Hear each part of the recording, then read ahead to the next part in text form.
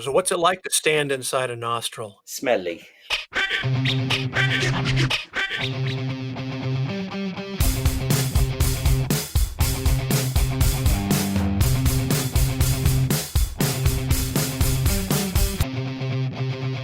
How has your Sunday been? Oh, pretty good actually. Yeah, I've done some molding for those little face things, which has been fun. I'm going to remold them because I printed the jackets in PLA, and I've assembled them and poured them up in silicone, so that's gone well. I can't wait to see how the finished thing turns out. I've been building masks all day. Oh, really? Have you?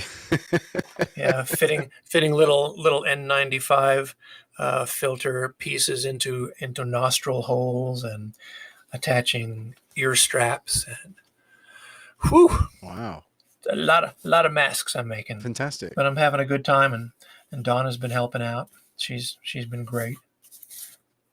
Trimming and base painting.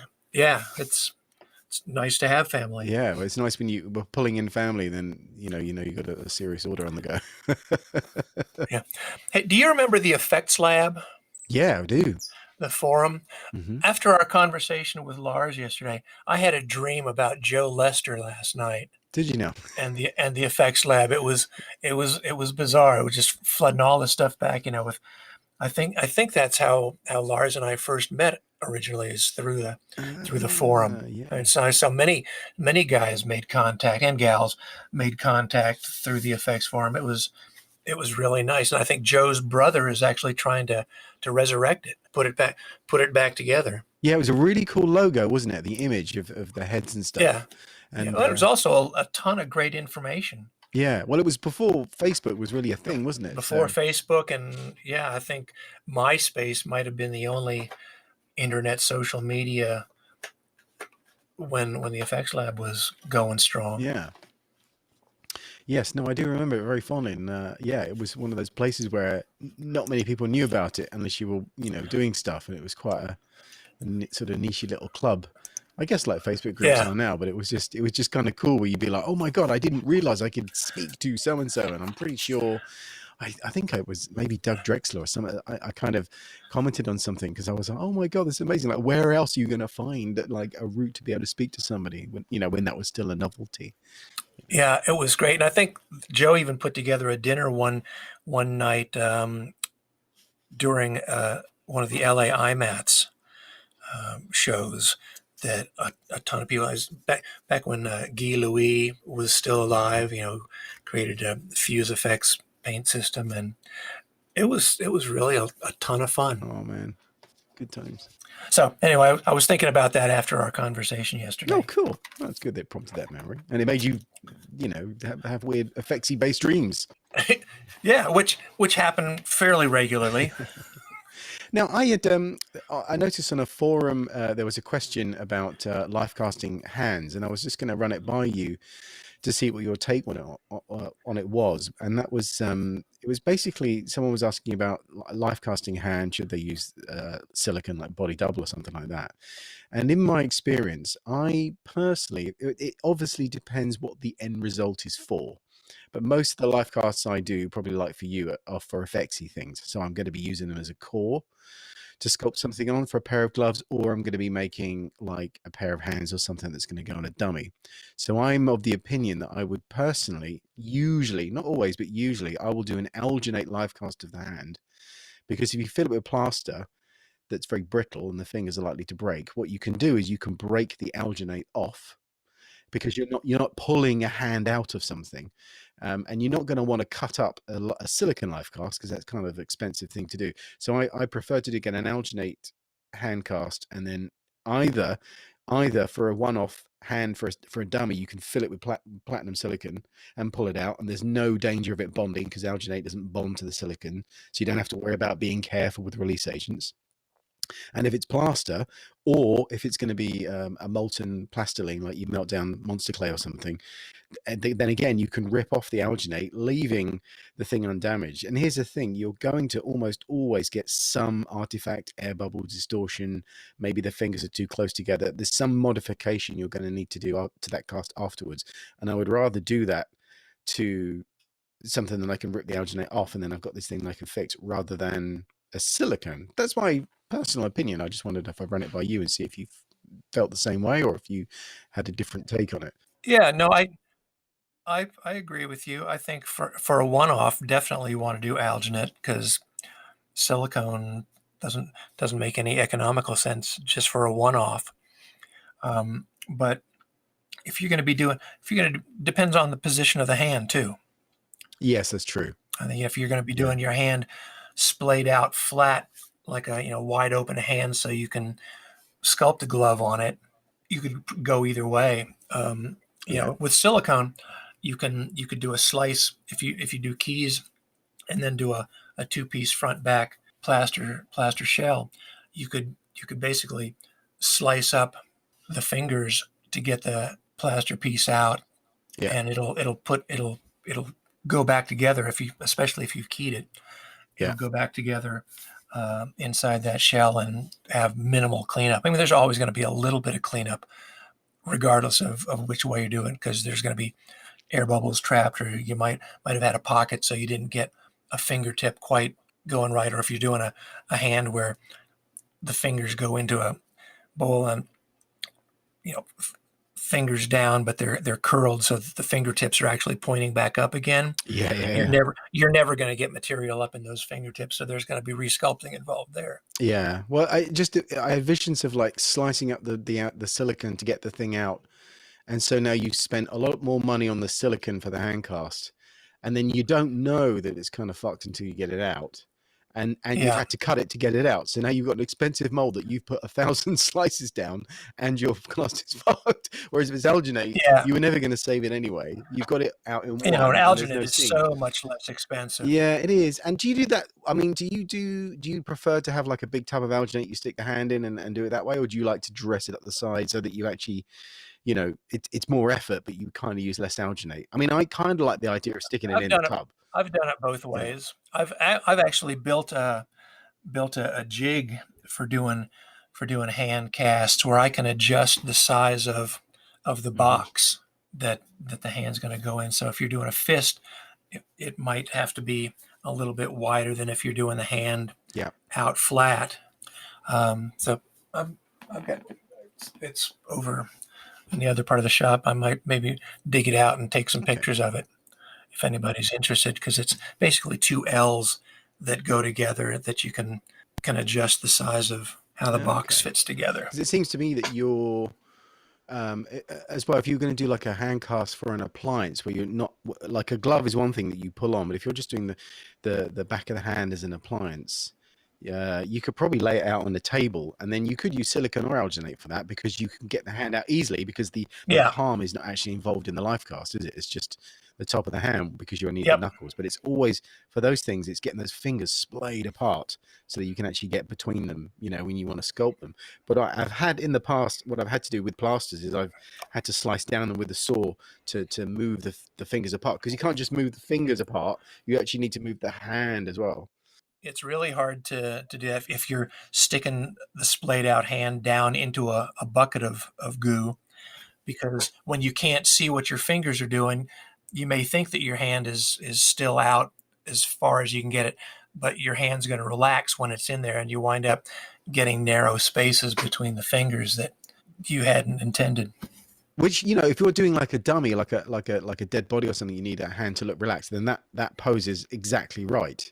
Yeah. And out of that, you could probably just flood it with silicone and pull it out in one go and fix whatever air bubbles you have. But yeah, you're right. Otherwise, you've got to kind of go in there, because you think you swear blind your hand, especially if it's really cold water. If it's icy cold, your hands go numb. You're not quite sure, and you've got to hold it for 5 minutes. And there's a big body of alginate, so it takes longer to go off because it's so cold and it stays cold. Well, I've actually had to do life casts of hands and feet of deceased family members, and I mean, just the act itself is a little troubling. But because you have no control over what the hand's going to do when you put it in the goo, and you only want to have to do it one time. Yes. Yeah, of course. And also, So there's no heat from the body to speed things up, which you're used to, so it's going to take a little longer, I suppose, as well. yeah, So that's just the whole thing's a bit upsetting, and unpleasant. But yeah, no, I know a few people have had to do that for jobs and stuff. It's not something I've ever done, and I don't know if I could do it. But I think it's probably an important thing to be able to do because you Yeah. know it's that's the thing about live casting as opposed to scanning. It's the real thing. It's a copy of the actual moment of that time, and they're quite special. I think live casts in that respect. It's why there's such a market for the collectibles of them. I know you've got some. I've got a wall full of them. And Bill Forsh makes a pretty good living out of doing life casts of Vincent Price and Lon Chaney Jr. and it's amazing. I've got a Heath Ledger and I've got a young Vincent Price and an Oh old wow! Vincent Price. I actually have John Dillinger's death mask from his autopsy Yes, after the FBI gunned him down in front of a movie yes, I theater. remember seeing. So with the bullet hole in Yeah, his yeah, face. it's quite amazing. Actually, you can see under his eye. Yeah, if you look at the photograph of him laid out on the slab in the morgue with his head kind of cocked to the side, it's exactly the same pose of the life cast. Yeah, he's still got like a player's expression on his face, hasn't he? Even in death, Yeah, he's still it's like still rocking very it. relaxed.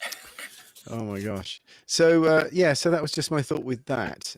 Yeah, I've been molding in silicon in these jackets and everything, and yeah, it's kind of fun. What I have started doing a lot more is like flaring out the sides of the mold, just like 1 degree, because you can do that in very Yeah. easily, and it just gives you just enough to help pop things out. Because it's amazing how much suction there is in those things. Because it's the little build lines. Because it's a jacket, I haven't got Hmm. particularly tight, layer heights, and then it leaves a series of little ridges that kind of key it. So if you slightly flare out your walls, that seemed to help quite nicely, which was cool.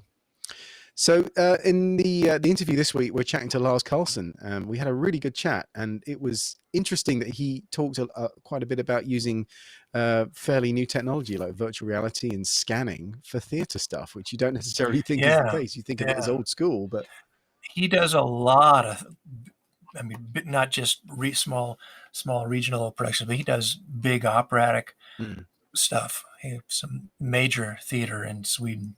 Yeah, it's amazing that it never ceases to amaze me. When I was teaching in Germany, I was quite surprised how much theatre and particularly opera there is. And I think that's because of that. There's a lot of good schooling over there in Germany and a lot of the Scandinavian countries. There's a lot more serious work that goes into it. And when you see folios from people from there, there is a marked difference I've noticed in the quality of particularly hair stuff. But really, Hmm. really good education that goes on over there. I think because of that, because there's a real possibility, when you leave there, that there are things for you to do. Because up until the whole lockdown business, theatres were a big thing, and Yeah, well, it was a big part of my yeah, income wow. was. Well, yeah, hopefully I'll be coming around. I mean, the thing is, theatre is one of those things that it can happen on such a varying scale. I mean, I know some people do like some musical theatre stuff and their budgets are so small, but they can do stuff and they have the autonomy to do a lot of things. Whereas with a movie, Hmm. you're kind of tied into distribution and filming locations, and it's a much more expensive and lengthy undertaking. So the theatre things can happen, on different scales can happen Well, I think you smaller. have a little bit more Hmm. stylistic freedom with an approach to theater productions that you do with television and film, though I've seen some great movies and TV shows that employ some theater techniques with blackouts and single spotlights and some nice Mm. changes that way. But with theater, hair is a big part of it, and Lars is a master wig maker. Does tons of hair. I mean, there's virtually nothing he doesn't do. He makes eyes. He's doing the scanning. He sculpts with the Oculus Medium, which I'm stoked. I would like to give that a shot. Yeah, I'm looking at that for Christmas, thinking if I can convince everyone to club together. But yeah, if I Why start, not? yeah, no, it looked amazing. So yeah, that was a really, really good chat and well worth listening to. And we'll put the links to his website because he's got a web shop and everything, and some really cool videos on his thing, and also a silicon calculator if you're trying to work out deadener, like you've got an amount of silicon you need to fill a mold, and you want to try different amounts of deadener, but the end weight of everything has to be the same. He's got a calculator, you can just punch in your numbers, and saves a lot of headache. So we should tell more people about that, because a lot of people, whenever I tell someone about that, they're like, Absolutely. really, there's a calculator? Yes. It's really Yeah, cool. that's a pretty big deal. Yeah, it's very cool. There's a guy that I work with a fair bit called James Adams, and we were teaching at the Iva, and he's got a really cool thing that we when we're sculpting and we mold the pieces, we say to everybody, when you open your mold out, keep all the plastiline of the sculpt and the flashing, and roll them up into a couple of balls. So you've got a ball that's your appliance, and a ball of clay that's your flashing, because sometimes they're different clays, and then weigh them, Yeah. and then use them to gauge how much silicon it takes to fill that mold. So, and he had a really good he'd worked out the formula for it, and we do it on the board. We go through each student's mold, and it took a little bit of time to weigh their stuff and then put it on the board, and then we go through the numbers and how much of that is A, how much of it's B, and how much of it is deadener LV, to get to 180 190% 100% deadener, or 90% deadener. And it was just brilliant, and it took a bit of time, but when we ran them, like literally nobody had any waste. It was amazing. And when you've got like 10 or 12 students, all that waste, because what Mhm. normally happens, you've probably seen this as well, if you've got a large group of people, you all mix up like 2 or 3 flesh tones because you haven't got the time to mix each one. Or if you do mix up each one, everyone mixes up like way more than they need, because you don't want to run out. And then when you've done your job, suddenly you've got all these like cups of a little bit of A, a little bit of B, and deadener left over, and no one wants to take it with them. You can't transport it because there's no lid for the cup, and it became such a wasteful thing. So we started doing this thing, and it takes time, like I say, to do the maths, but it saves a lot of hassle, and it's a really good thing to practice if you're trying to ease up on materials. Does the calculator do volumes as well? Because I usually mix my silicone by volume, not weight. No, I mean, well, I guess you could work out the volume easy enough, because you just smash it into a cube, and then that'll give you the volume.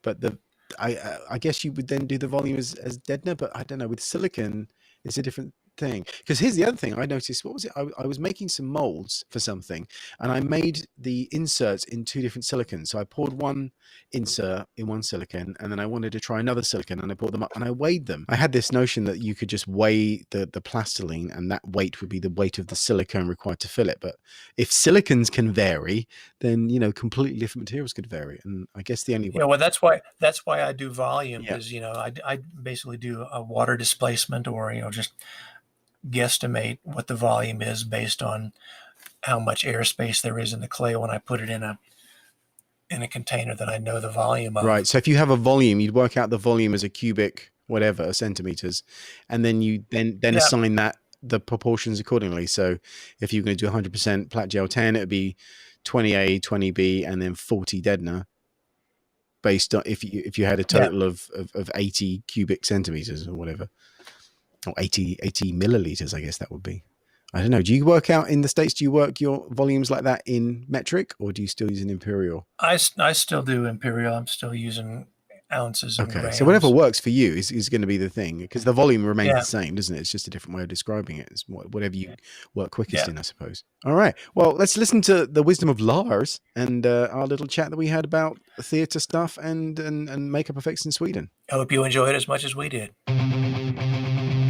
Yeah, and from some of the posts that I've seen you um, put up on social media about some of the theater productions that you've worked on, it looks like you're able to do much bigger prosthetic applications than the shows I'm able to do over here on a regional Yeah. scale are able to do, where it's you know I wind up 9 times out of 10 having to teach my actors how to do everything themselves, because it's just not in the budget to have somebody available for every performance to do it the way it should be I done. find it a lot of it comes into the planning of things, as I see it, and making pieces that don't have to necessarily have the edges in the most visible places, or just being able to,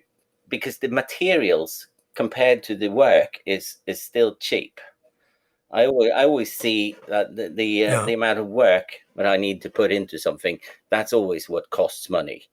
So if whatever material I can throw at it, as expensive as it wants to be, I just use the best stuff that I can find, and then it usually just works out. And I quite often get jobs where I'm acting both as a designer and the production, so they don't really have a lot of things to say about what I decide. Now, I always talk to people that, oh, I can't afford this and I can't afford that, but it's materials cost nothing compared to what we cost. We are the expensive part of the equation. So use the best materials possible, and it will work out. That's how I solve most situations. Just throw a bunch of money on it, and it works out. So tell me a little bit about how you started out with makeup effects. Did you just like have the whole horror movie thing as a kid, and you just couldn't get away from monsters? And Yeah, it's like the standard story that everyone else have. We bought my first VCR, I think, when I was about 8 years old, and I think the first film we got on VCR was we got Sound of Music and we got Alien, and oh wow, and I Polar watched opposites. Alien so many times, and Planet of the Apes as well, of course. And those were the first that is a three. balanced viewing for a kid. Yeah. Nazis, aliens, and just monkeys and dystopian futures. And I just started Oh my god, reinventing the wheel on my own when I was like about. yeah. I did my first makeups when I was about 13, and just went from there. And I was lucky enough to. My sister was into an amateur theatre group, and so they brought me in as a makeup artist. I did my first theatre when I was 14, and when on one of those shows, I have done some like puppets, well full size radiation burn corpses and things for that. And then there was this local theatre, sorry, a TV production company that came and watched it, and they started writing TV shows based on what I could do. That's cool. That's amazing. So at 15, I was doing like my first TV show about trolls. And I think I had like 6 trolls, full foam latex makeups, and I had a witch and a giant. I had a mechanical big orb of an eye that I had done mechanical. And you were how old? Sorry. I was about 15 or 16 at that time. So are you self-taught? Is this all Sorry? Yeah, self-taught? all self-taught. Yeah, Amazing. it's a lot of failures, a lot of failures. Where did you get your information from? Were you like reading books and magazines, or? There was nothing. I actually found in the attic some time ago an old magazine. I found a German film magazine where they showed a little bit on prosthetics being applied. And at the time, I didn't speak German. And so one of my reasons for wanting to learn German in school was that magazine. Definitely, that's so cool. So I could read what they said about prosthetics. Sure. And I still have it in the attic. It was one of the things that they were using, and I saw a word latex there, and then I went to like because there was no makeup shops here, none whatsoever, and I went to find like a latex caulking for bathrooms or whatever, and my first masks were actually done from latex caulking that took nearly 2 weeks in the mold to dry. So I've never given up when I see failure. Because that's a real pluck for someone so young as well. Just, I mean, that's the kind of thing that you want to see in people, isn't it? You want to foster that, like, come on, just try and figure it out. Whatever you can get your hands on, just do something. Yeah, necessity is the mother of invention. And the fun thing about it, I did some silicone caulking mask back then as well. This was then 84 or something. And they are still in as good shape as they were then. I still have them as well. I've stuck all my old. I've got boxes and boxes full of old Fangorias and Gore Zones and all of that, as we Yeah. all do, I Yeah, suppose. yeah, I still got mine. It's that feeling though, isn't it, when you're looking through something and you're looking for clues, because we all come from an age where information wasn't really easy to come by, especially specialist information. So literally any nugget or anything you would find, you'd seize on and you dig around and find things and be going through the yellow Yeah, pages. 84 is Yeah. still pre-internet. Yeah, yeah. And, Yeah, very much pre-internet. We're like 10 years before the first Yeah. yeah, web and then pages trying to came explain around. to someone in a hardware store what Yeah. you want, and then the thing you want is specifically for something else, but you don't need it for that. So then they go, "Oh, what do you need it for?" And you got to explain, and it's a weird territory because you find out there isn't Yeah, anyone that's got answers for you. You just have to kind of dig around. It's a weird time. No. It's like people don't realize they got it made with all this stuff that's just ready to go out the box with instructions. And you're something of a wig and hair master. Is that all something self-learned as well? Well, I taught myself. I found a book, a wig making book, when I was somewhere. Originally, I didn't want to start working with the wig part because I really just want to do the monsters and the horror and all of that. But instead, I realized if I ever want to get a proper job with this in a theater, whatever, I need to do the beauty makeup. I need to do the theatrical makeups. I need to do wig work, hairstyling, and the works. So I've found a wig making book and tried to learn or teach myself how to do the ventilating or the hair knotting. And I took like a safety pin and turned the front of it into a little hook and put a ton of tape around it so I got a little handle. And then I cut a piece off from my mum's wedding dress lace. Wow. That was maybe not the most popular thing I've ever done. And then, but on the pictures in the book, I couldn't see which direction they were doing the knot.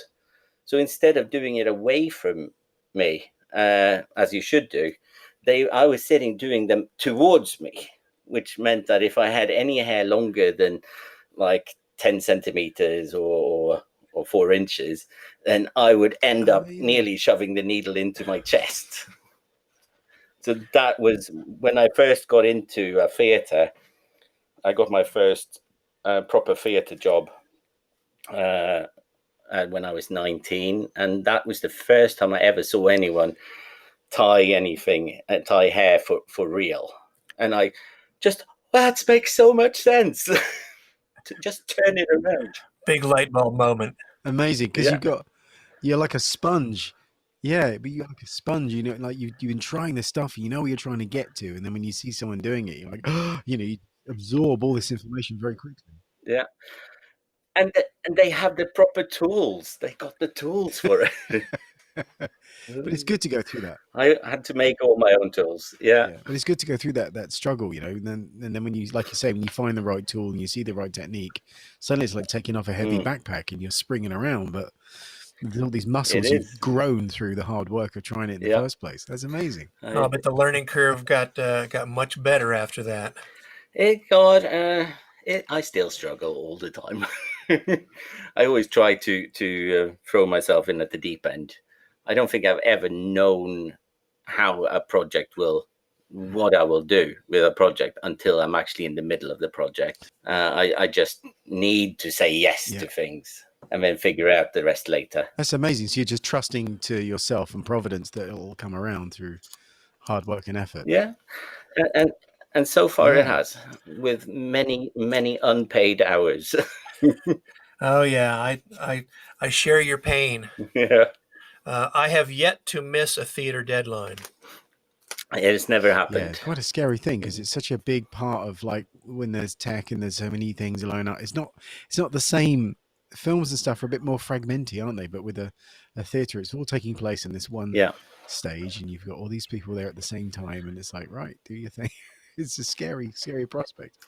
Yep, and you don't really know until tech, which is the week before opening, if the stuff you've done is going to work or not. And still And not even yeah, then.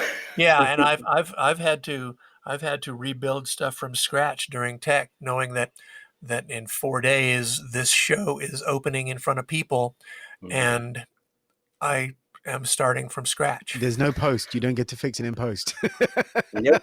Nope. I was going to say, tell me through a little bit about some of the things that you do in a theater. Is there a typical kind of thing you would be asked to do, or is it always different because there isn't a normal day at work? It's usually different, but because I do both the special effects and I do the hair and the makeup, I quite often get called in to design whole shows, and that's what I kind of like to do. I like to have my stamp on something. I don't like to have well, I only did that or I only did that. I like to see the whole image of the whole show, to be very jointed, so everything goes together, and then I usually just go with the flow. Have you ever had more than one production happening simultaneously? Oh yes, many times. There's I think the most shows I've ever done, well, the worst ever, I had, this was early in my career, and I had 3 theatre shows going at the same time and actually playing the same night. So I had to physically get myself between different theatres. Wow. So I did makeup in. Well, I started, and to top it all off, I did a TV show at the same time. So I started my mornings at getting up at 3 o'clock, emptying foam latex. I did an old age makeup for this TV show, and get the molds out, which was still warm, way too warm, really, and get the pieces out, grab those pieces, go to and start doing makeups at the TV show at 5 o'clock in the morning. After that, leave it to someone else to maintain it during the day, and off to the first theatre to start styling the wigs, cleaning and styling the wigs from the night before. And after doing that, getting myself to the next theatre and styling and doing things there. And then luckily it was 2 shows that were in the same theatre. And then so I prepared things for the third show, when at the same place, and get my ass back to the first theatre and do all the makeups for the evening performance. And when I was done with that, I would, luckily as well, the shows didn't start at the same time. I was going to say. So we had a slight Yeah. time in between there, so I could get myself to the other theatre, which was about 20 minutes away. That's And crazy. I didn't do any makeups before. I only did work during the show of that one, because it was effects and things, and managed to get there but with about 2 or 3 minutes left to spare to get that on. And how often did this show run? Were these shows running, and how long was the run of the show? Continuously for 3 months. Holy cow. And then after the show was done in the evening, at around 11 o'clock at night, I had to get myself home and run foam latex for the next morning's TV show. So you got really good at running foam and making and timing everything just so there was nothing together. Oh holy cow! But I try to avoid that now. Oh my god! So I got my 3 hours of sleep when the foam was curing. And there's no way to teach that in school. Nope. But no way. It was nice to have done that show, that type of thing once, but once was enough. I would imagine. Yeah. Oh, mine was just my dad. It was just one of those. How things. far can you push yourself? Happens. Is that when you lost your hair? Oh, well, it started around that time, yeah. My dad kept telling me from a very early age, laughing, that I will lose my hair as well. So I was kind of used to the idea. Oh God! So talk to me about the heads at the back behind you. Can you talk about what you're doing there, or is that? They are for the Gothenburg Opera. So I can talk to you about them, but I'm not allowed to show any pictures on social media or nothing yet. But once the premiere is over, if they get a premiere, they're on lockdown now. So we'll see. That is that had started because the coronavirus is. They weren't allowed to touch any actors at all. So that is a 3D scan you see there, a 3D print on the side there. So I've just 3D printed the scan I did of the actor, and then I did a silicone mold of that and a clay press. Now, do you have your own scanner, or did you have a service do it? No, I have my own. I use the a structure Mark II. So here is the 3D scan of it. It's been slightly great. Yeah, I mean, it's been slightly touched up in. I use I can't get my head around ZBrush, not at all. I just don't understand it. So I found my preferred way now is to do all my sculpts and touch ups in well, it's Adobe Medium now. They bought it out. It's for Oculus Quest and Rift. So I sculpt in VR with a VR helmet, and then I can just walk around the sculpt and feel the sculpt. And that's something works. I've been interested in trying. It's really good fun. Really good. You say it's been bought by is that as in the Photoshop people? Yeah, they bought it. Way. They bought it from Facebook. Gosh. So I'm expecting. It's still free. If you have an Oculus VR headset, it's still free to download and use. Okay. But I don't know for how long it will be. Right. I have an Oculus headset. Yeah. So go and download the Medium. Medium? Yeah. Adobe Medium? Yeah. And it's really, really cool. It's good fun. That sounds awesome. Let's give that a go then. Yeah. Which headset do you have, Todd? Here, let me pull it out. It's designed to work with my phone. Oh, you got the Go. It is actually, it's not Oculus. It's a Samsung. All right, then that won't work, sadly. No. Well, that may be a Christmas present then. But the new Quest, new Quest will work really well. And it's really good fun. That's very cool. So awesome. You do some big gestures, big sculpting. You can be like, yeah, and it's like being in VR and sculpting.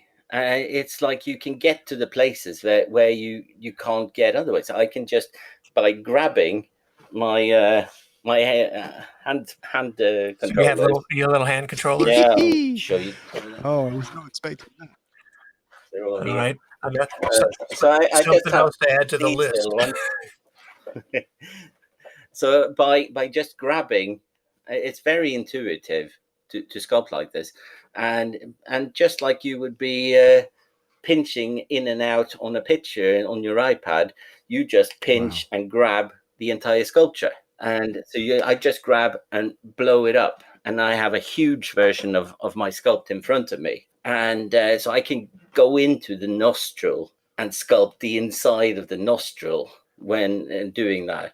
So size doesn't become an issue anymore.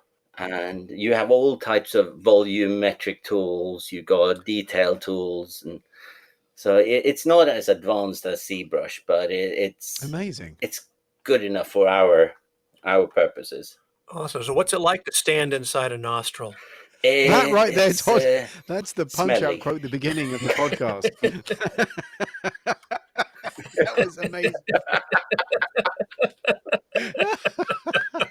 It is smelly. Oh, man. Smelly. I wasn't expecting you to talk about that stuff. That's amazing. I'm very excited. I don't have an Oculus, but maybe I'll have to try and beg Santa for Christmas if I can. That is very cool. Amazing. Yeah, we've been talking about, we're both very much into 3D printing these days, Mm. but We all are. neither one of us has a scanner yet. Well, I still find the scanners to be the bottleneck of the entire production Yeah. with all of it, because the scanners are you can use photogrammetry, or you get really good detail with photogrammetry, but the problem with photogrammetry is you don't get anything correct to scale. Yes, Right. that's the issue I always think, because we need things to fit a specific person. Yeah, So yeah. Right. That's my biggest problem, I think, with ZBrush also, is there's no real scale in ZBrush. You have Mm. to figure things out. So you can scan something. I've used a photogrammetry software called Capturing Reality, Yeah, that's pretty good one. which I like a lot. But you take a scan Yeah. into ZBrush and you have no idea how big it is. No. So what you have with I have a couple of different scanners, which all, as you can see on this one here, it doesn't really give you like any negative spaces. Like you can't see the eyelids, or you can't get the corners of the nose and nothing like that. Mhm. But the good Yes. thing about this type of scanner is that they are exact in size. So you get a really good measurement from everything. So if you do both a photogrammetry and a simple scanner like this, you can match those two together in a CAD program, and then you can rescale everything to match. It's weird, isn't it, that there isn't anything that's specifically addressing that? But I think it's Yeah. because the CAD stuff has been so entrenched in engineering and that side of things. If you were making an engine or something, then you'd be fluent in it. And then at the other end, you've got people making stuff with clay, Yeah. and never the twain shall Mhm. meet. And now there's a very real crossover happening, and we're screaming out for something that's a reasonable price. Bearing Yeah. in mind we will spend a fortune on materials anyway. There is a reason. A scanner that does a decent Yeah, job you that's do. 2 or 3 grand is probably going to sell. But the good ones like Kazoo, they're crazy, 35 grand. I'm like, Mhm. I've been seeing what's the guy's name on Saturday Night Live? Louis Zakarian, isn't it? Yeah. He's Mhm. been posting a lot recently about he bought the everything, and he's doing everything now in 3D printing with the Phenom resin printer, the Phenom XL, so he can print full heads with resin printer quality, and it looks absolutely amazing. It's nice working for a show that's got a budget. Yep, and that one does. it's very cool. I mean, do you still think the materials that they print in are still usable, or is it just that they'll give you, a high quality item that you can then remold and make in something that you can actually clamp and all that kind of stuff? I don't think there's any really materials you can use directly for production yet. And especially, I recently bought my first resin printer here now a couple of weeks ago. And a big problem with that is I see it is it makes silicons inhibit. Have you tested any of that yet? I've tested to spray it a little bit with the inhibit X so I can make silicon molds of my prints and stuff, but it's still not. Yeah, you can lacquer it a bit. A clear lacquer does work, but Yeah, it's still then that thing of like, but it's you lose the Then you're losing detail work. detail. yeah. It's a tricky one.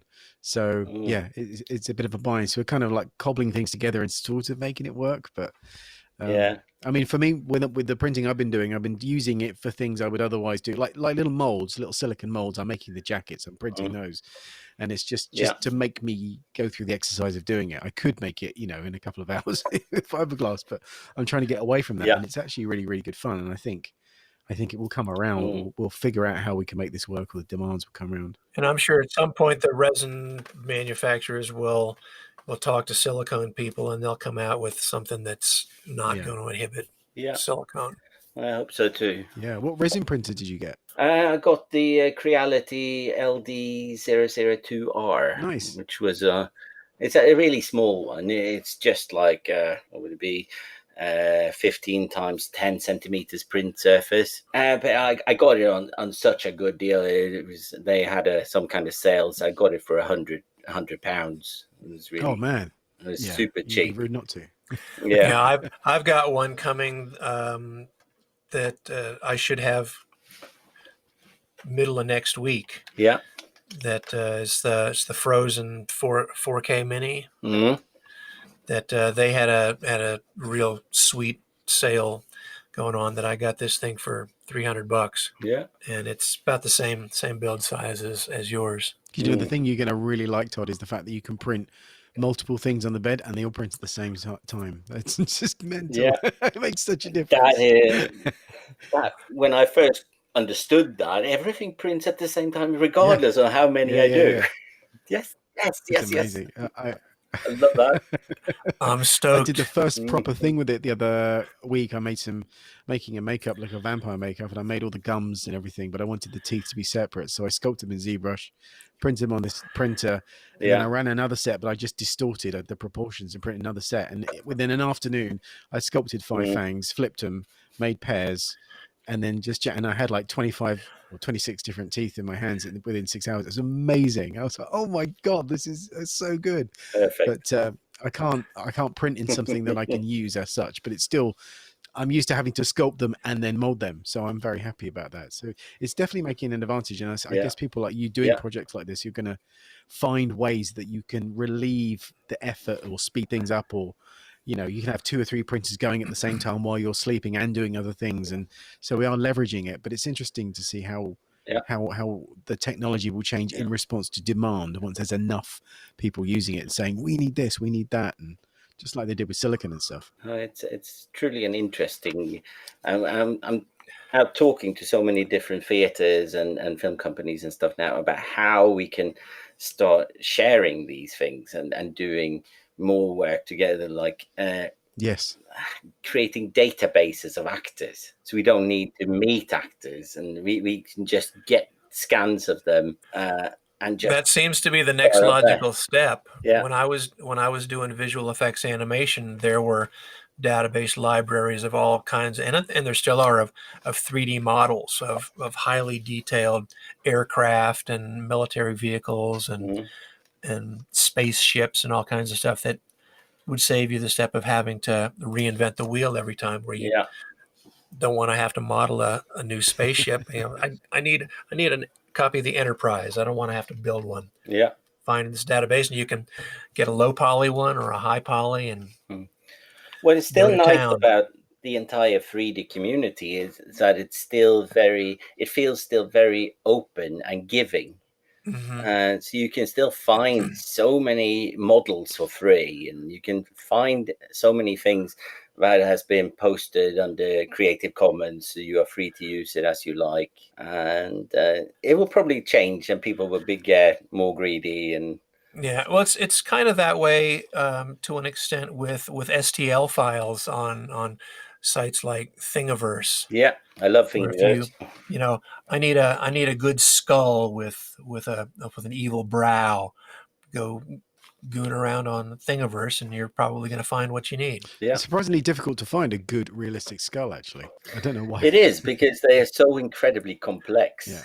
And once you start wanting to print them, okay, cool. I have a file. I'll send you one. It's good to know people, as you said. Oh yeah, that's cool. That looks a good one. This is a 3D print. Yeah, that looks very good. Printed in 3 pieces. I would really like to have a good skull, to import that first into when you're sculpting in VR.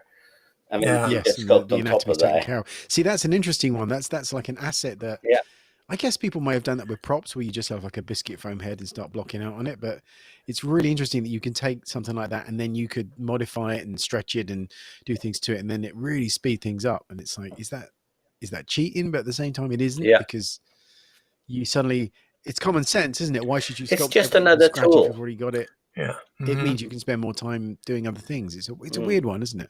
It's like, is buying bread a cheat because you haven't grown the wheat? It's like, well, how much time have you got? At some point, I just want to get on with my life. So, no, I was doing a lot of props for a film a couple of months ago, and they needed like stunt weapons. So instead of taking a real gun and making cast of that, I printed them instead, and I could just I found really high quality 3D replicas that you could, and I think I paid like $4 for it or something, and then I could just print that out and then make my silicone mold from there. That's a big difference. And perfect. And doing these ones. Oh, wow. Yeah, I made the super soft version gun here for I had a stuntman who was going to fall down some stairs. So then even a hard foam one could hurt him. Awesome. Because he couldn't plan where it was. So we made a super soft version there. See, it's all that stuff that you don't really know about when you see a show, and then it's like, see, there's all this stuff going on. People don't appreciate. Yeah, it sounded like it was metal when it bounced down the stairs. Yeah. It's called sound effects. Yeah. So are you making a lot of makeup stuff and prosthetic stuff, or do you also make a lot of props, or is it, again, it's just a bunch of everything? I try to do all of everything that pays the bills, really. Yeah. So I do quite a lot of work for medical companies as well. Right. So I do body models, and I do various. I've done everything from diabetes legs to big bellies with parts of their colon sticking out for medical testing. Wow. And I finished another job the other day where we had a vacuum formed, just like a hollowed out area where you can see first the wound on top, and then they have a camera that's going to pan around to where inside the flesh, so they can see like how a plaster expands when exposed to blood. And then so I made a model with two exact copies of each other there, so they can show that their version is much better than the competition's. That's amazing. So how many folks are there in Sweden that do what you do? We're not that many, maybe 5 or 6. But I'm the only one down here on the West Coast. So I get involved in pretty much everything that is happening. It's nice to be that guy. Yeah, it's good fun. And then there's a couple of ones in Stockholm, like you have Goran Lundström in Stockholm, but he's working so much abroad right now, so it comes down here instead. That's great. I think you were very wise when you were saying earlier about, like, you realized in order to do it properly and make a living, you had to learn about hair, because I would imagine for theatre stuff, especially for quick change things, hair's a big part of it, because you need something that's quite an obvious big thing from a distance that you can pull on quickly, and makeup is obviously one of those things that it's a bit more time consuming. So I would imagine like wigs and things that wigs are attached to that may make it easier to replace them or secure them in place. Must be a lot of like mechanical fixes and tricky little things like that you have to kind of come up with too, the hidden stuff. When it comes down to having wigs going on quickly, it all comes down to how you pin someone's hair up. So there is no wig ever that needs more than 5 needles or 5 pins to stick it down, if you've done the base work correctly. So you need to just have really tight, what I call them snails, when you twirl the hair around a finger and pin it down really hard. So you need a couple of twirls or snails by the temples, 1 in the middle of the forehead and 2 in the back of the neck. And once you have that, the rest of the hair, whatever you do with that, you just twirl it up and make it go away. Once you have those attachment points, you can get any wig on. I've had like a Baroque wig, which was more than 1 meter high. I made of buffalo hair weighing like 2 kilos. Amazing. Attached with 5 pins.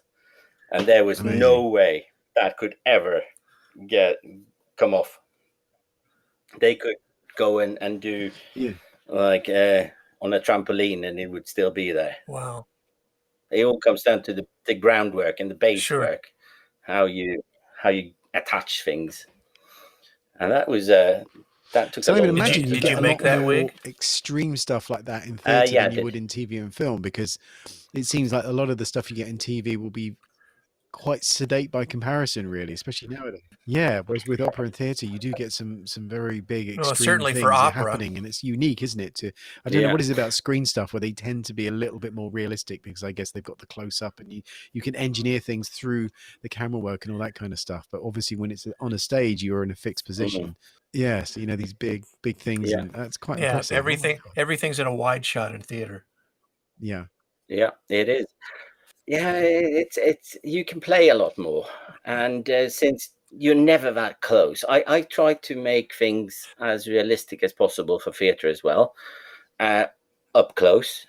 But I still wanted to look explosive as you are moving away from it. So when I have my when I've done a test makeup or something, I go out into the theatre, and I sit first. I check it from the very first row, and then I go to the middle, to the 8th or 9th row or whatever the size of the theatre, and see what it looks like from there. And then I go to the very back of the theatre to see what it looks like from there. And I need the emotion that I wanted to create from a character to be seen from all three positions. So I need to play around with how things are catching shadows, how things are, what is happening when I get to this light. And that to me has been very useful, to have that rule of thumb to check it from at least 3 different places. And then if I can't see the feeling of the character from the very back of the theater, I know I have to go in and redesign, because people in the back have paid as much as the ones in the front, so they need to get the same experience, even if it's smaller. But the shadows, often caused by prosthetics, need to be seen. So it's a tricky medium to work on, theatre, because of that. it sounds like you have a more involved relationship with the production and with the director and the producer than you would on a TV or film show, because on those things you obviously become such a small part of a much bigger machine. It sounds like obviously you become very integral, and you become, like you say, like you've got to really appreciate the story and fully understand the characters, so you can actually do what you've got to do. Whereas it's perfectly, I'm sure you're saying, Todd, the amount of times you get asked to make something and you don't even need to read the script, just turn up on this day with this thing, and that's all you're told, and it's like you don't feel like you really matter to it, and it's lovely to think. It helps to have a good relationship with the lighting designer as well. That's always a problem, I feel, because it's always they're so much into the technology of things, so they don't really care. Well, you can sort that out. Well, we can't. Lighting is so critical to the way something looks on stage.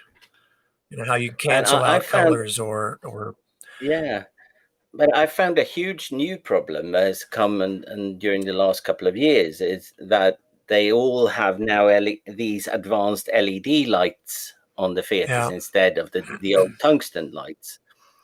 And all the color theory that I used to know is no longer in play. I used to know that if I have a red makeup and they put a red light, it cancels each other out. That's no longer the case. With LED lights, it reacts differently. So I've always had my charts. I made charts a long time ago where I put all tons of different colors of makeup on my face, or on an actor's face, and that a light designer put all different color filters and gels on, so I see what happens with this color on this makeup. But that worked for tungsten lights. It doesn't work for LED, and that is, so I need to start over. My entire my color theory is now out through the window, so I need to start over. That's interesting that you notice that, and it's also the fact that you'll put the effort in to do that. But It's not something I've ever heard anyone talk about, because there's a lot more. I mean, I've got a lot of LED lights in the workshop here because they're quite cheap, for over the workshop, Yeah. and they're dimmer. And you're right. It's like you've got the with a camera, when you're want to take photos, you notice one thing, then you see something else with your eye, and like you say, if you take them in the daylight, it's different. And then now you've got these these LED lights. That's a completely different kettle of fish. Yeah, and especially the LED lights that you can change colors on. They are a real monster because they have all the colors in there. Yes, and they reflect so differently from anything else. So it's, I have not had to deal with that yet, thankfully, but it's something I maybe do a little preemptive work on it. yeah, that's very interesting to hear, because, like you say, you can actually change the color of the light without switching to a different light with a different gel, which is what you do before. Now you've actually got maybe that change in the single light. Do they actually change color like completely, like the whole color spectrum, or is it just? They usually have in these LED panels. They usually have tons of different LED lights next to each other, and once they can only change that far, and then the next bulb next to it will take over.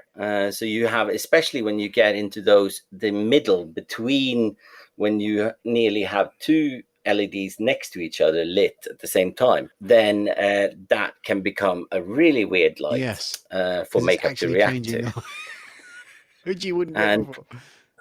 Yeah, and prosthetics is even more difficult, because we are so used to tungsten lights reflecting off reds, and LEDs don't reflect off reds.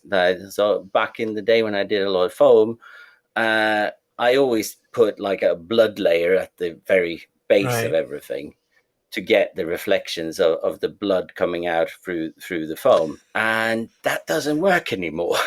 And that is really frustrating. The technology is working against us right now with that. Do you find you're using a lot of silicone in theatre, because I guess it's easy to clean? And I don't think I have actually done any foam for the last 12, 13 years. Right. It just, the fail rate of foam is just too high. Yeah. And once you have something, you need a good cast every day. Yeah. Then I cannot get a bad foam day. So silicone always works. Yeah. I can get the odd air bubble, but I can patch that up. And the time it takes, and the maintenance it takes, and the cleaning of the pieces, and all of that, the cost of the material being high or higher, it just doesn't make sense. Because I need to work for so much longer. And also the I guess the absorbency of sweat, that moisture, that if you're going to be reusing something. I don't know if you've listened to there's a really good interview with Kevin Yeager. You'll have to listen to it, the Makeup Artist Magazine podcast, and it's the last one. Oh yeah, well, I saw that was out. I need to listen to it. Yeah, it's a really good one, and he talks about the suits they did for the Bill and Ted, the new Bill and Ted movie, and he did his thing of like the foam suit and then snipped back, then put it back in the mold, and then surround it with silicone, so it's got a silicone skin, but the inside is foam. And he was saying that they were perspiring so much they'd weigh like another 20 pounds by the time they took it off, because the sweat can't get out, so they have to dry it. But I was thinking, like for theatre and stuff, if you've got like reusable headpieces or something. Especially if there's wigs involved and you glue the wig to that thing, then it's like, it's gonna. I mean, the weight of foam is lovely, and it's nice when it, Oh, I had that problem with Shrek. Yeah, actually, you did. Yeah, did you do that in silicone in the end, or foam? Yeah, I can imagine that. Yeah. No, it was well, the first time I did it, I did silicone, and that just proved to be just far too heavy for the actor to feel comfortable in for the length of the show. But the foam latex ones, I designed them so that each cowl and face piece would be able to withstand 6 performances, and still, in the 6th performance, still look as good as it did the first performance.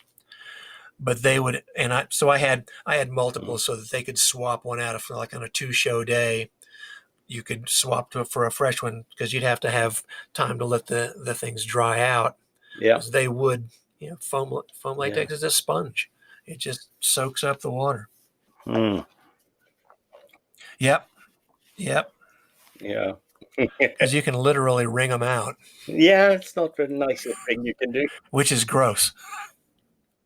And you don't want to force your actor into Oh putting no. on a still damp piece for a show, because it'd be horrible, and the adhesive's not going to stick right. It's just nasty. Yeah, no, it's not nice. And then if you've had to tout them to get them into the suit in the beginning, you know, had that on the Mummy, and then basically you take a paste off. You know, it's just vile. Yeah. Did you do you get much in the way of like long runs of shows, Lars, where you've got to make something for a long, or a lot of the things you do short runs, or is it a thing you have to maintain? Most of the time these days, it's short run things. So I Have you don't. noticed a trend to that? No, it's more that I tend to avoid the long run shows, or I Fair create enough. molds and have people take over the show once it's there. Yeah. So last long running show I did Phantom of the Opera in Oslo 2 years ago, and that went on for quite a while. But I didn't do any of the prosthetics. They hadn't used new prosthetics for him every day, but I taught them to manufacture them daily, and Yeah. so it just It's one less it thing worked to out stress well. about. That makes a lot of sense, actually. Yeah. Like it's going to go on for I a mean, while. and just sending things back and forth is like 3 hours to Oslo from Yeah. here, so it's not something you want to keep shipping things back and forth. It's just that would cost too much for anyone. There's a lot of theatre. I think more so than in the UK. There's a lot of theatre in Europe, isn't there? Especially like I know Germany's big on it, and I guess Sweden is with opera and things as well. Is that must have been a real pound at the moment Yeah. with COVID and lockdown and everything? That's just brutal, isn't it? Because so many people get ground to a halt. It is. It's like at the moment the stuff I'm doing. I'm not working full time at any theatre at the moment. I'm just taking smaller special stuff for it. But I was not supposed to make the head behind me here right now, because I was supposed to coach them and be like a mentor for them in the manufacture of it. But then they went on complete lockdown, so the whole theatre is completely closed for 3 weeks now. And then they're supposed to have a premiere as they get back, which is most likely not going to happen. So then they had to put the entire job on me instead. But for a long time here, we had a maximum of 50 people was allowed to go into and see a show. But obviously, there's no finance, there's no economy in that. It's definitely you can't do that. And the atmosphere is completely different when the audience is spaced out like that, isn't it? It's not the same thing at all. No, it's not. And sometimes you nearly have more people on stage than you would have watching it, which is an awful situation. Yeah, especially when there are empty seats there, and there's just like you can fit so many more idiots. So what have you been doing with your time? Have you been spending a lot of time practicing and researching, doing new things? Well, sculpting with your Oculus Medium, by the sounds of things. Well, I've been actually I've had work all along. It has been both medical jobs and getting all of these helping others more or less from the studio. I'm doing because film production never stopped here in Sweden. They kept going all along. I didn't really feel comfortable to go on set until like a month ago. I was on set for a week, but everyone kept calling and asking me to do this and that and manufacture different things, and that's that's good. It's kept me busy, which has been good. Thank you. No, it's although Todd's been busy with masks. I think you've been quite busy since your TV spot. Yeah, just lately. It's a weird one. I think if you do weird stuff, it's not been as quiet as perhaps conventional jobs. Because if you do the kind of job where people, when they ask you, say, this is going to sound a bit weird, but I'm wondering if that's how your jobs are, then the kind of calls you may get. I don't think I've ever had a job that doesn't start with the weird. This is going to be weird.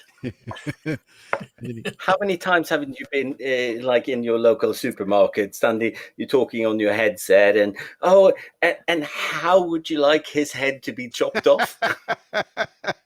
You get escorted out of the building. Yeah, it's happened way too many times. That's very funny. Just the thought of you having to describe this one, and then you kind of catch yourself and realize, oh, this probably doesn't sound so good. It's a weird thing that I do. Yeah, absolutely. It's good So fun. so those heads are behind you. Have you got anything else you can sort of show us there that's kicking around, or is it a pain in the backside to have to go and find around things? No. I love looking at people's workshops. I realize this isn't great for the podcast actually, because it's visual, but I'm just excited about what you have. No, we can do a little. Just imagine that Lars is holding up. We can do a little run through. I've been amazing. I love that head. I've been using these. I'm making eyes right now. A lot of different eyes. Bought some really cool eye molds from Andrea De Luigi. Do you know him? Yes, I think I've seen pictures of eyes that he's made. I'm really happy about how simple this is, his molds. So I actually cast some eyes earlier here tonight. And so let's try to demold one quickly here. It's not great podcast material either, but can you bring it down? This is straight out of the mold. That's amazing. There. Yeah. Wow. So it's really cool. So he's 3D printed all the molds, and so really nice stuff there. What resin do you use for the eyes? For that one, I used Polyoptic 1411, and the base of it was just a Rencast FC52 with tons of pigments in it. Oh, I'll have to have a look at those. I've never made eyes. Isn't that weird? I've never had to. When I've had dummies, I've just had eyes made. I've never actually made them myself. But I see you doing that. I'm like, it's good fun to make eyes. Yeah, I just re-sculpted, did a clay press in it, and so this it's actually my tongue. I did a cast of my own tongue, which was absolutely horrible. Amazing. And since I couldn't touch the actor, I used my own lower teeth as well. Well, it does look like you're having a lot of fun there, but it's it's that thing. Basically, my main thing I try to, with everything I do, is to have some fun. Because fun's the best thing to have. As soon as it's not fun anymore, why do it? Yeah. So what silicone did you use to cast those heads? Most of the time I use Pro Gel 10. Yeah. Because it's more liquidy or a lower viscosity. But some of these guys behind me here were Platsil 10. Quite simply because I had a whole bunch that were getting old. I need to use it up. Oh wow! I love looking at people's workshops. So is this a basement workshop under your house, like Todd's? Yeah. This is like my garage, and then I'll give you a quick look around here. So you got some. This looks a little bit like yours, Stuart. It does, doesn't it? Yeah, it's much tidier than mine. My big old foam latex oven there, never used for so many years now. And then I've built my entire studio as a forced ventilation. So you can see I got air running through the entire studio here, which means that it gets really cold in the winter. Fresh air coming in all the time. But and everything is getting clean, getting clean air. It's very cool, which is important. I was saying to Todd, he recommended. I don't know if you have a Canon camera at all, but he recommended this app that lets you use your Canon camera as a webcam. And I did a slight aside. I did a Zoom class for Bolton last week using the app. Fuck me, what a difference! All right, was it great? Amazing. I was just reminded when you were holding your webcam up like that. I was like, the thing was, and you could use your lenses and the focus. And I did like tight close-ups of sculpting detail. It's a game changer, absolute game changer. I'll never go back to webcam for tutorials again.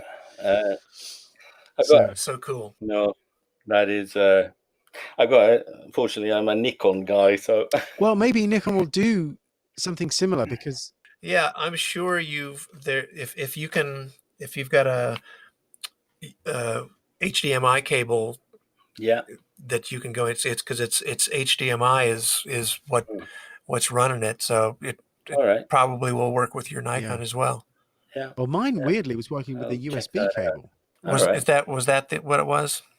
Yeah. So either way, I mean, Yeah, one or it the was. other. I recommend it if you have to do like a conference call, you need to show a client something in tight close up. Because I didn't even think you could do Yeah. it until I was like, no, there's a web utility. I'm like, you're kidding me. And I tried it. I was like, oh my God, this is amazing. It's free. It's fucking brilliant.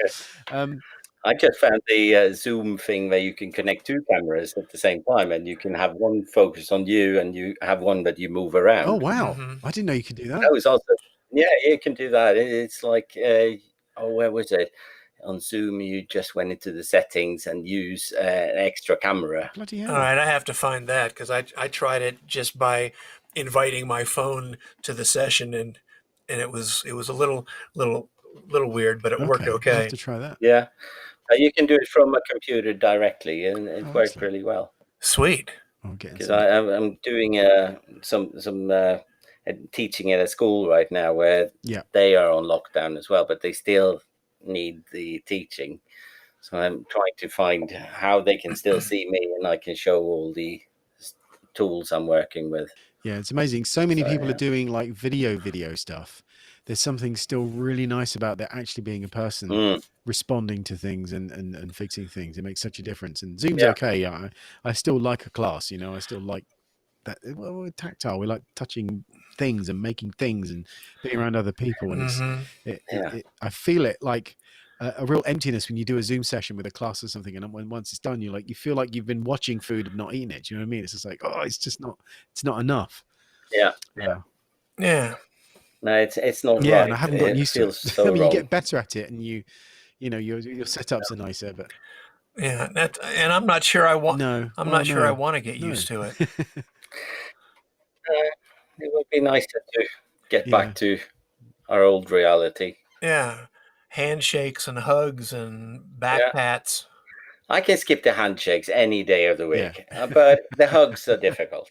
Yeah, man. I I'm always a remember huggy, thinking when we see, but huggy I'm like, guy. oh, here you go. And it's just, it's always a nice vibe. This is the thing because I Yeah. didn't really know. I felt like I had known you longer and better than when we met because you were always so welcoming and polite and nice. And not that there's any reason why you shouldn't have been, but it was just like I'd always come away with like, oh my God, I felt like Yeah. I'd known you more and for longer than I had because you were so nice about everything. Yep. No, I agree. And it's a really, really nice quality. And yeah, it's a shame when you're withheld from doing what you do and when you can just be like that around other people. The vibe at IMATS is always so nice. You see people just, coming together and doing something, Always love such an going obscure there. career, doing weird things. And then everyone's like, yeah, and just, it's all okay. It's almost like that vibe you get from like a cosplay convention or something. Not that I do that, but you can see people just get to be their true selves and relax and feel, like they're living their best life at that moment because if they're surrounded by people they don't have to explain themselves to. It's a giant nerd fest. Yeah, and that's something. Yeah, that's something we really miss. I miss it so much this year, not going to any shows, because that's always. I have never missed a show because of work. I've always planned it in. So if they want me to work on something, they have to accept that I'm not there on the IMATS dates or the UMA or whatever.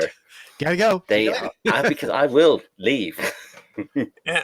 Because when you work completely, you're working in your little garage all year round, and you never get to really spend that time with other nerds. Yeah. And that is so important. I really miss it now. It's been going a long time. It's going to be like the prosthetics event next week, or it would have been if it was going ahead. It's just like, oh man, I remember a year ago doing that thing with Neil Morrow, with the Normsky makeup, and that doesn't feel like a year ago. It's scary how quickly that time's passed. It's unreal. Yeah, and when the 10th anniversary of Monsterpalooza, that was 3 years ago. That was a fun weekend. Oh, it was really good. It was really good. I want more of those.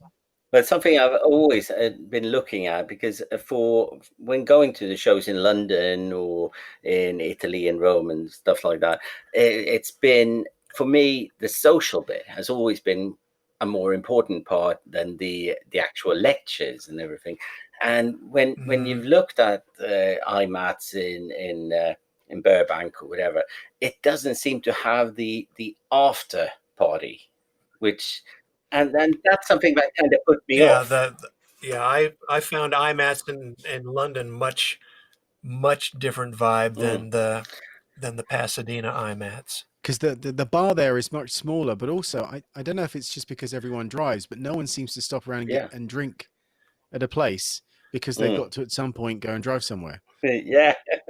There was that real vibe of like, and anybody that was coming over to speak, especially in the early days when it was such a new thing, you'd see people like swarm around whoever was there because they had some questions and they wanted to talk about stuff, and you never got a chance to sit. You might be there at the bar. I remember once getting a drink and I'm next to Greg Cannon. We're both waiting for a beer, and I'm like, I'm going to talk to him about the Lost Boys because I'm like, this doesn't happen to me. Do you know what I mean? And you would feel that the uniqueness of the situation was just thrilling. That was really good there.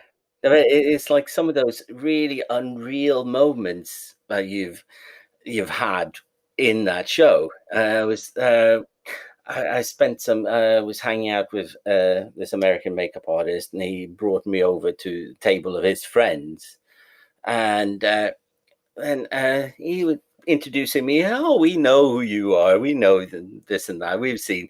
And then I realized I'm the only one at this table who doesn't have an Oscar.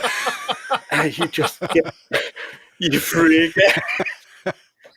But it's such Yeah. a small world. So it's not that weird that we No, it all isn't, know and each everyone's other. following stuff. It's such a Yeah. tiny little world. Uh, and so I'm working at an insignificant little theatre in Sweden, far away from everything. But since I have an online presence, people would know who I am just as much as I would Yeah. know who Howard Berger is.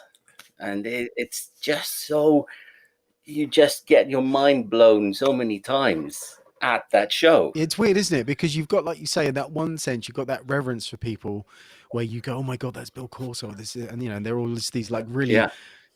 in their field and they're so high well respected. But then you might then have a conversation with them about something, technical. And suddenly it's like you're on the same level when you're talking about this. And they don't carry around like Yeah. this.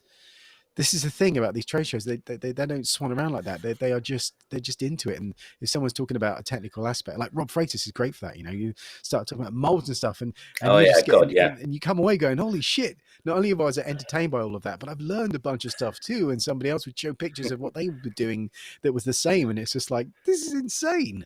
It was just so exciting. I was sitting with Rob Freitas till 4 o'clock in the morning, talking molds. That night when it snowed, we were all snowed in, and Oh yeah, uh, yeah, yeah, that was an amazing night. yeah. It was. I know other things I remember, like going up to Flores Schuller's hotel room at 4 o'clock in the morning so he can show his latest experiment with combustible cores. Yeah, that's what you do at 4 o'clock in the morning, Why isn't not? it? It's Looking at snowing. You're not mold. going anywhere. You might as well. Oh my gosh.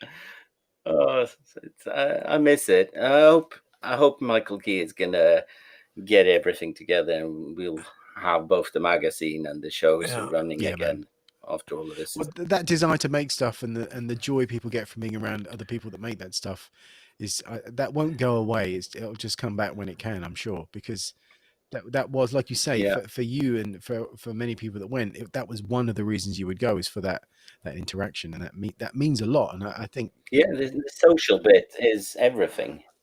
so what's next for you? Are you still in the middle of something that you've got there with those heads? Is that what you've got to do for the next bit? What am I? That is a next coming bit. But I got some other little film jobs coming up as well.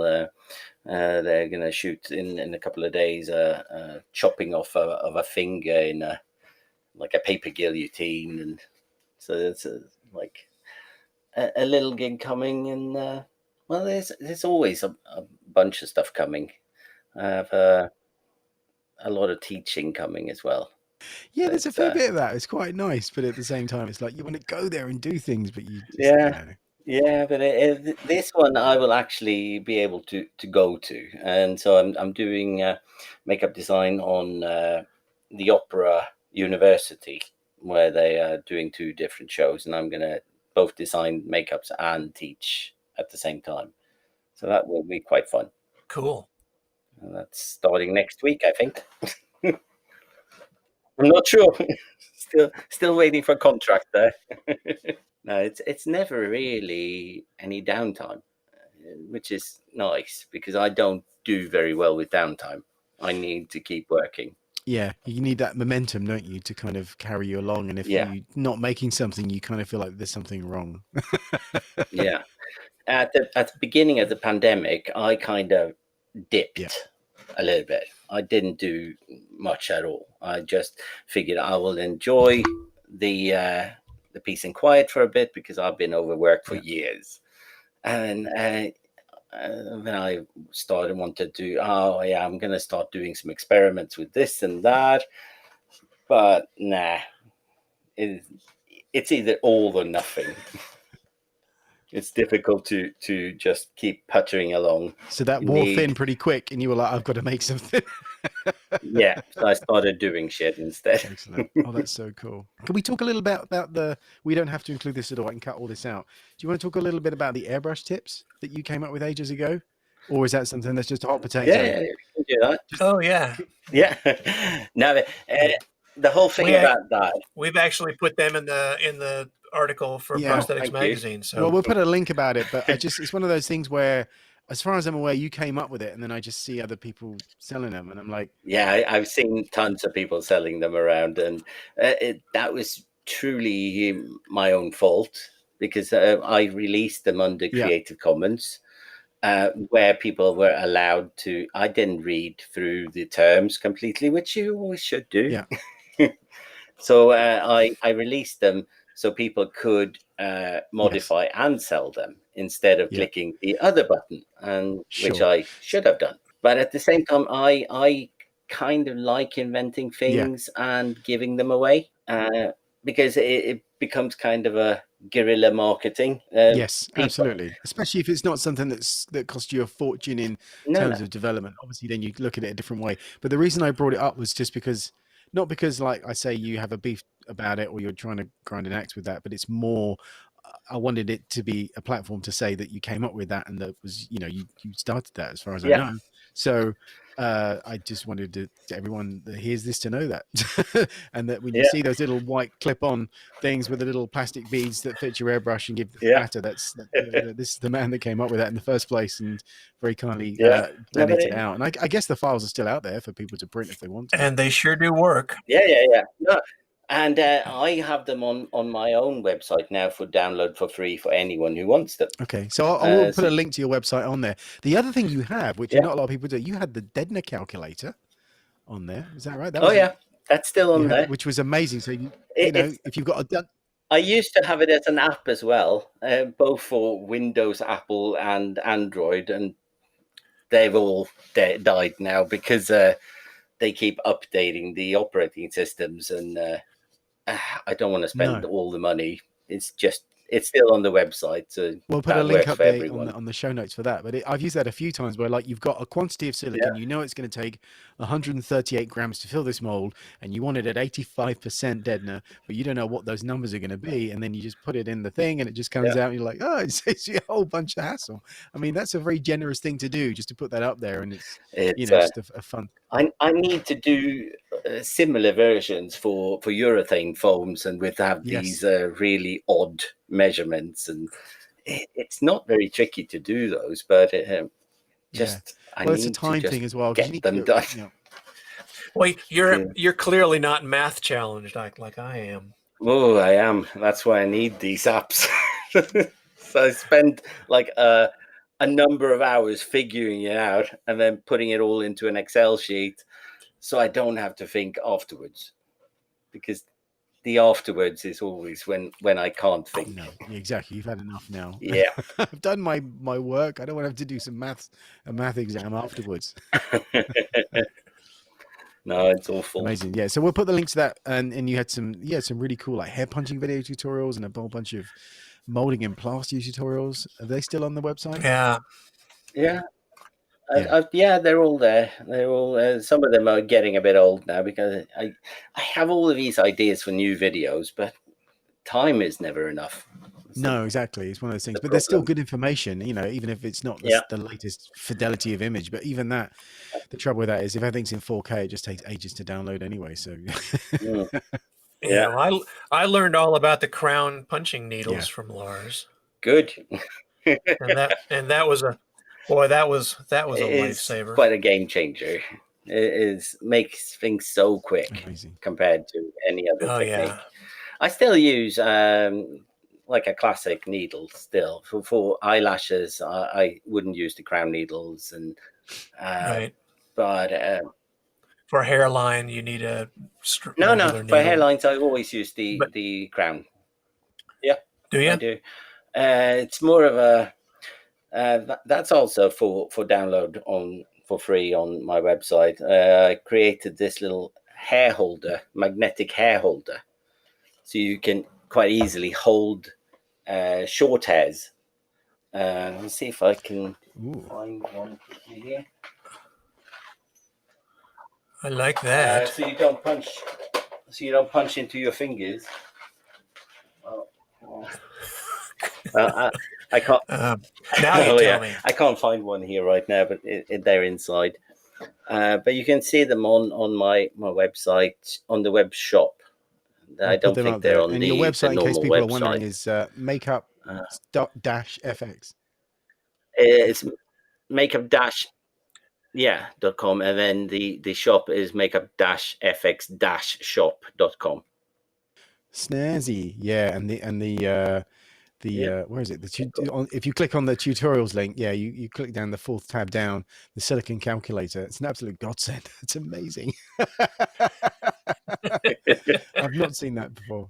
For all of us that are handicapped in the math department. Yeah, well, no, but it saves so much time, and also if you have done it yourself in your head or quickly, it's nice to verify it with an equation that's not going to be wrong. So amazing. Nice one, dude. Thank you. Yeah. So if people want to follow you and see your stuff, how do we find you on the socials? On Instagram, I'm guessing you're pretty They can find me on Instagram at makeupfx as one word, no dashes, nothing. And then on Facebook it's just Lars Carlsson, and they find a picture of my bearded bald mug there. And I'm not doing Twitter, I'm not doing Snapchats or nothing like that. I don't really have time for any of it. No, I never understood Snapchat, or I'm not TikTok or Nah. anything like that. I think I'm probably a bit too old for the TikTok thing. So there's a whole bunch of stuff I don't really understand. My kids have started using what is it? Disc. I want to say Discworld, but I don't mean Discord. Which is like group chat for gamers and things. But again, I look at that, I'm like, I don't understand. And you have the Twitch and everything for. But yeah, I don't. I've seen some people are doing Twitch accounts for showing makeups, but I don't have the energy for learning more things.